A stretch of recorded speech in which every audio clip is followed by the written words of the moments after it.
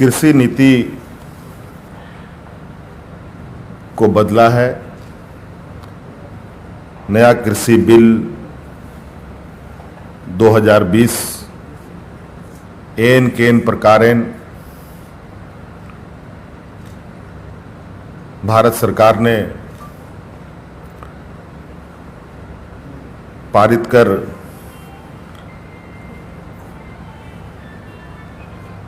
आज देश के किसानों के ऊपर थोप दिया है। पहले तो ये अध्यादेश लाकर चीज़ों को सामने रखते हैं और अध्यादेश भी जो संविधान के द्वारा प्रदत्त शक्तियां हैं उसका भी जिस तरीके से विगत समय में केंद्र की सरकार ने जो उसका दुरुपयोग किया है, मुझे लगता है कि ये आज़ाद भारत के बाद पहली बार ऐसे देखने और सुनने को मिल रहा है।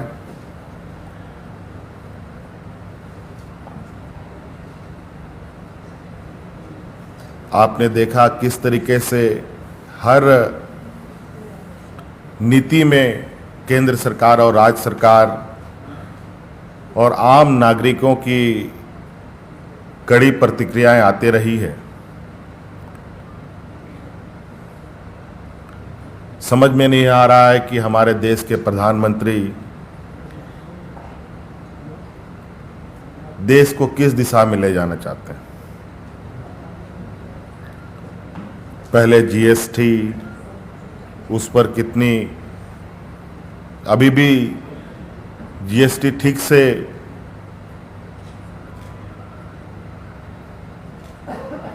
लागू भी नहीं हो पाया है। आप देखते होंगे कि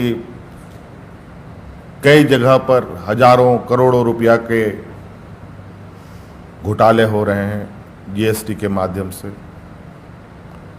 फिर आप कोल ब्लॉक नीलामी की बात कहें, शिक्षा नीति की बात कहें, और अब आपके समक्ष है कृषि संबंधित बिल।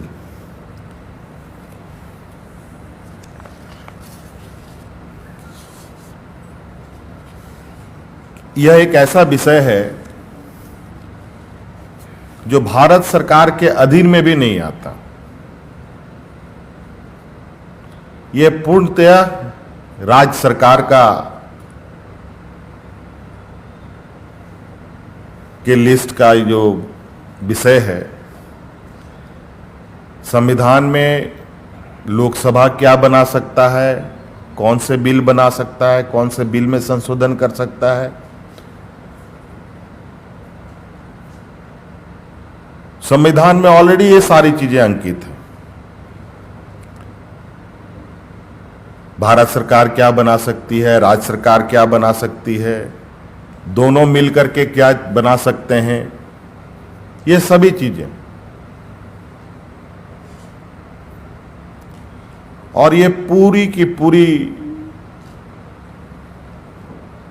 जो कृषि संबंधित विषय था, ये राज्य सरकारों का था।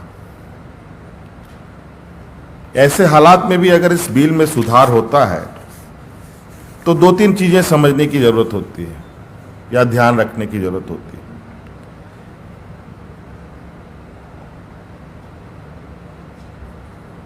या तो देश में इमरजेंसी हो, या फिर राज्य सरकार ने आग्रह किया हो कि हमें इस बिल में संशोधन चाहिए, आप इसमें नया बदलाव करें। और मुझे कोई प्रतीत नहीं हो रहा है, मुझे ऐसी कोई जानकारी नहीं मिल रही है कि किसी भी राज्य ने देश के कृषि नीति में बदलाव करने का कोई सुझाव केंद्र सरकार को दिया हो।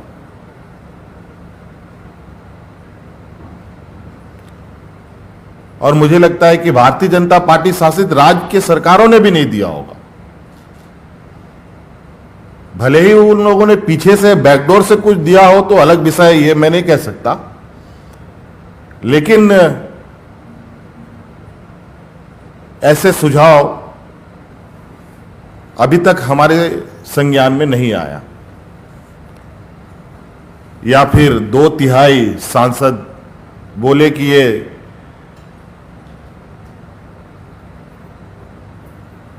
देश हित में है, नेशनल इंटरेस्ट में है, तब जाकर के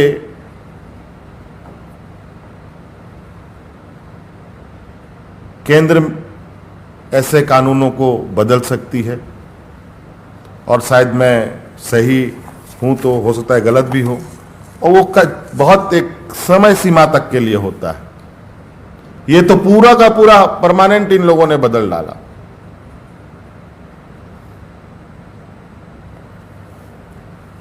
अजीब सी स्थिति है।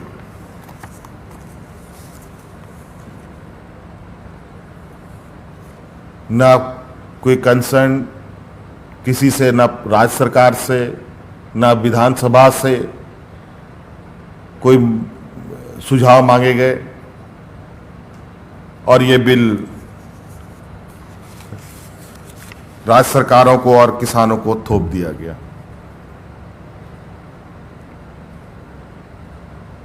कॉन्ट्रैक्ट फार्मिंग का बात इसमें कुछ मैं है तो बहुत सारे विषय, लेकिन कुछ चीज़ों पर ही अंकित करूंगा, बाकी चीज़ें और भी आएंगी बात धीरे धीरे। कॉन्ट्रैक्ट फार्मिंग की ये बात कहते हैं। कॉन्ट्रैक्ट फार्मिंग मतलब, कॉन्ट्रैक्ट का मतलब होता है अनुबंध, जहां तक मैं गलत नहीं हूं। और अनुबंध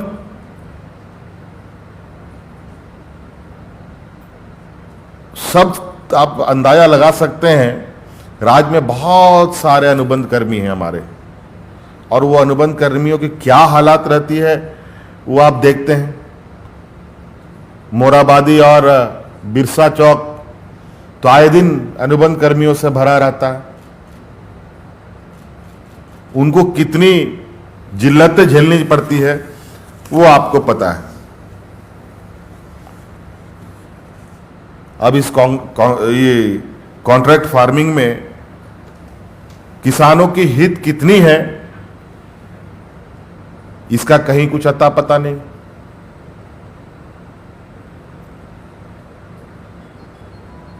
मैं जानना चाहता हूं, कॉन्ट्रैक्ट फार्मिंग में किसी न किसानों के साथ इकरारनामा करके खेती करने का बातें हो रही है कि कोई व्यापारी आएगा, वो किसानों को मदद करेगा, उसको बीज देगा, उसको खाद देगा, उसको प्रोत्साहित करेगा, उससे उपजाएगा और वो पूरा का पूरा खरीद लेगा।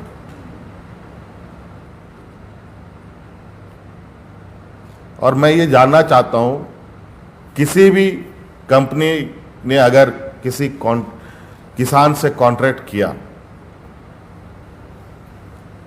और खुदा न खास्ता वो कॉन्ट्रैक्ट टूट गया तो किसान को न्याय कहां मिलेगा?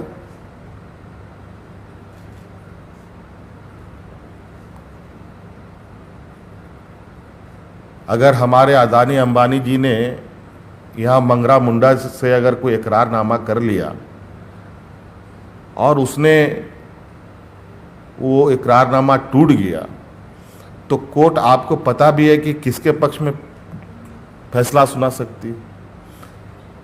क्या मंगरा मुंडा इतना ताकतवर होगा कि उनसे सुप्रीम कोर्ट हाई कोर्ट कर सके? फिर आप न्यायालय दौड़िए, फिर तारीख पे तारीख, तारीख पे तारीख, तारीख पे तारीख, जूते चप्पल घिस जाएंगे और फिर किसानों को आत्महत्या करने के अलावा दूसरा कोई चारा नहीं।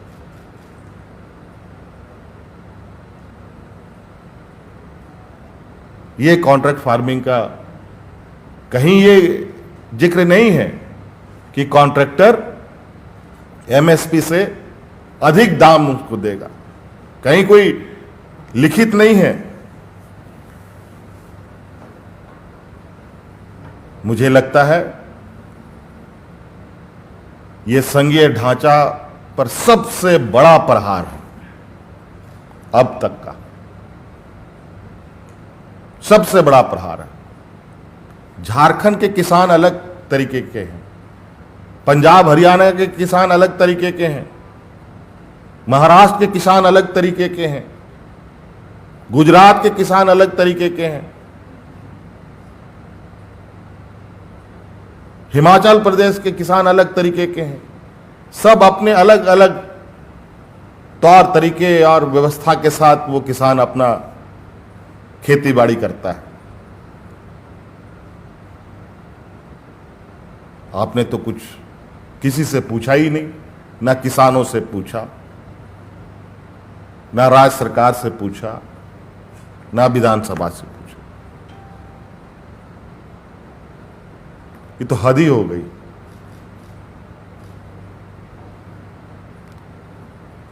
आप अपना जो केंद्र का विषय है उसमें तो जो करना होता है कर ही देते हैं, और जिसमें राज्य सरकार और केंद्र सरकार दोनों की सहमति जरूरी है उसमें भी नहीं पूछते, और जो पूरी तरीके से राज्य सरकार के का विषय होता है उसमें भी आप नहीं पूछते। ये तो स्पष्ट रूप से तानाशाही है, गुंडागर्दी है। इसको हम लोग कैसे समझें, इसको हम लोग कैसे देखें?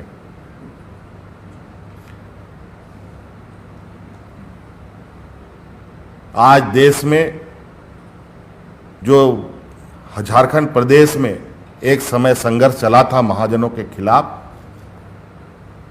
अब ये महाजन एक नए रूप में, नए चेहरे के रूप में किसानों के सामने आके खड़े होंगे और किसानों का शोषण करेंगे। मैं हल्का सा, मुझे स्मरण आ रहा है 2019 के लोकसभा चुनाव जीतने के बाद केंद्र सरकार, जब दूसरी पाली इनकी सरकार बनी, तो प्रधानमंत्री जी ने लोकसभा में एक लंबा चौड़ा भाषण दिया था। उसी समय से हमें कुछ अंदाजा हो रहा था कि जरूर कुछ एक नई ये लोग खुरापात करने की कोशिश करेंगे।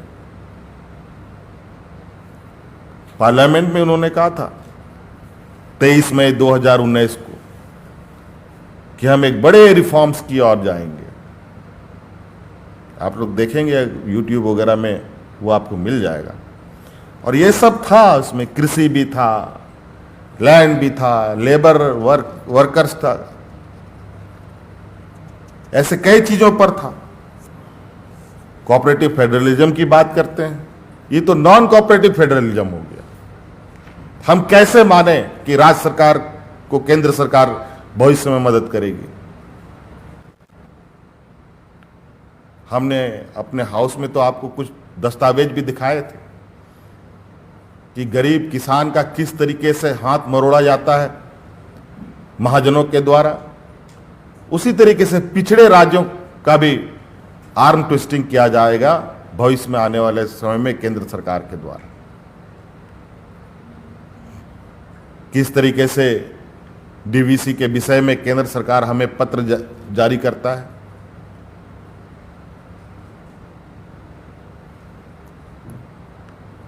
आज बिल्कुल, आज इस कृषि नीति से पहले तो बेचारे किसान मौसम का मार झेलते थे, अब बड़े बड़े व्यापारियों का भी मार झेलेंगे। कहां जाएगा ये अन्नदाता?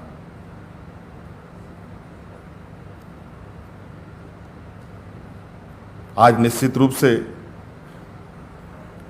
ये एक बहुत बड़ा चिंता का विषय आन पड़ा है। अब तो ये आने वाला समय में जिस तरीके से किसान सड़कों पर उतर रहे हैं, किसानों ने आत्महत्याएं भी प्रारंभ कर दी हैं, और इसका पूरा का पूरा श्रेय भारत सरकार को जाएगा, और सिर्फ अपने व्यापारी मित्रों को मदद पहुंचाने के लिए।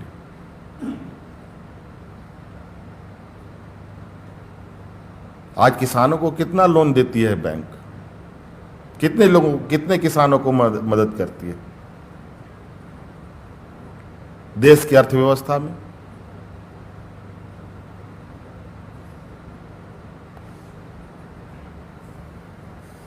आज जमाखोरी को बढ़ावा देना, अधिक से अधिक आप रख लें जी, कोई आपको पूछेगा भी नहीं। यहां पर जमाखोरी के खिलाफ हम लोग मुहिम छेड़ करके लोगों को छापे मार करके उन अनाजों को कब्जे में लिया जाता है। अभी कल परसों ही जमशेदपुर की घटना है, पीडीएस का अनाज कितने बड़े पैमाने पर दूसरे जगह पर पाए गए। इससे अब यही प्रतीत होता है, झारखंड का, रांची का, दुमका का, बरहेट का बैठा हुआ छोटा छोटा व्यवसाय किसान के द्वारा हो रहा हो, वो सारा समाप्त होगा। और तो और आश्चर्य की बात है, इसमें यह भी ताज्जुब की बात नहीं है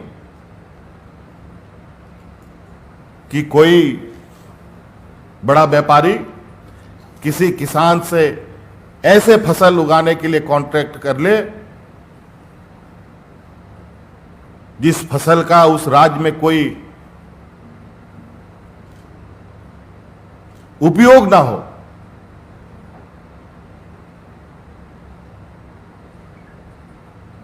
हो सकता है वो अपने व्यापार के लिए उसको सहायता करेगा, पैसे देगा, अनाज देगा, बीज देगा, सारा कुछ देगा, और वो फसल कंपनी अपने उपयोग के लिए लेगा, और गलती से वो कंपनी किसी वजह से बैंकरप्ट हो गई, तब क्या होगा? उसका फसल कौन खरीदेगा? ये कहते हैं कि किसान को फ्रीडम है, कहीं भी बेच सकता है। पता चला ऐसा फसल उगा लिया बेचारा, कोई किसान उसका खरीदेगा ही नहीं। बहुत सारे सवाल हैं।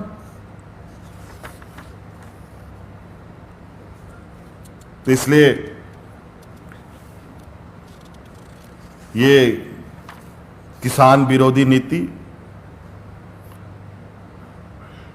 किसी भी हाल में, कम से कम थोड़ी सी ये भी बात होती, अगर उन लोग, केंद्र सरकार को इतनी ही चिंता थी तो वो अपना एक कानून बनाते, राज्य सरकार को फिर सुपुर्द करते, जिनको लगता वो लागू करते, जिनको नहीं लगता नहीं लागू करते।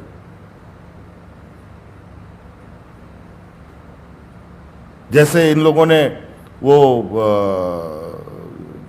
इसमें बाजार समिति ना, बाजार समिति वाला कि मंडी वाला विषय था, उसने कुछ नहीं, उसमें कोई काम किया, राज्य सरकार के ही जिम्मे छोड़ा,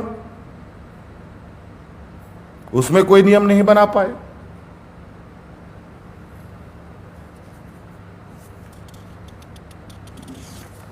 तो इसलिए ये ज्यादा अच्छा होता, हम लोग तो इस विषय पर आगे बढ़ रहे हैं, हम लोग तो ग्रामीण स्तर तक नाबार्ड और राज्य सरकार मिलकर किसानों को सही दाम मिले, इसके लिए ग्रामीण स्तर तक में सरकार एक आधारभूत संरचना तैयार कर रही है, और हम लोग इसमें लगभग 250 करोड़ रुपए का प्रावधान भी करने जा रहे हैं, ताकि वहां बिचौलियों की आवश्यकता ना पड़े किसानों को।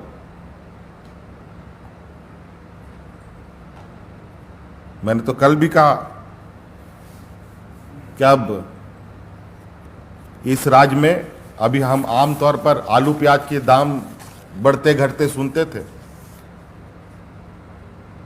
अब ये लोग किन चीजों का दाम घटा देंगे, बढ़ा देंगे, बिल्कुल अंदाजा से बाहर होगा।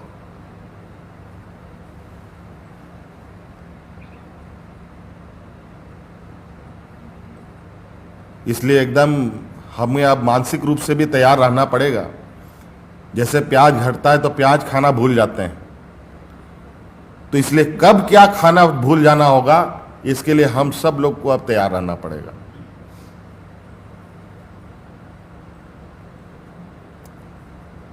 आलू प्याज पर ही हम लोग बहुत ज़्यादा चिंतित होते थे। हो सकता है कभी भिंडी खाना अचानक छोड़ दें, कभी पता चला कि बैंगन खाना छोड़ दें, कभी मूली खाना छोड़ दीजिए, ये स्थिति हो जाएगा। ये सरकार कहीं से भी इस राज्य के लोगों को आगे बढ़ने के बजाय आज कोरोना महामारी में जिस तरीके से अध्यादेश का दुरुपयोग करते हुए कोई विरोध ना कर पाए, किसी तरीके का प्रोटेस्ट ना हो, लगातार नए नए कानून थोपने का काम हुआ है। लेकिन जब व्यवस्थाएं अराजकता की ओर बढ़ेगी तो निश्चित रूप से कहीं ना कहीं उलगुलान होगा, लोग सड़कों पर उतरेंगे। आज हमारे पास कौन सा कानून की कौन बनाएगा, उसकी लिस्ट हमारे पास है, हम आपको उपलब्ध करा देते हैं। आप लोग फोटो करके अपना अपना व्हाट्सएप में देख लीजिएगा, बहुत स्पष्ट रूप से इसमें लिखा है।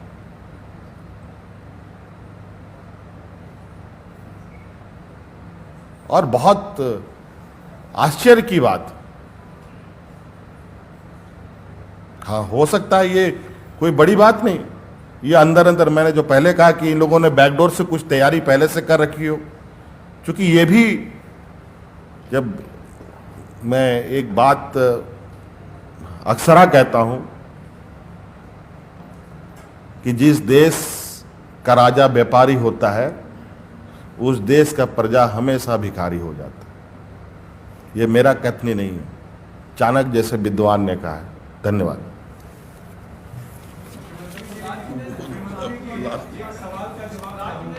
आपने कहा कि अब सड़क पर उलगुलान, आप इसकी जो खामियां हैं वो आपने बता दी, लेकिन महाजनी व्यवस्था की भी आपने चर्चा की जो झारखंड बहुत पहले झेलता था, ये उलगुलान कैसा हो?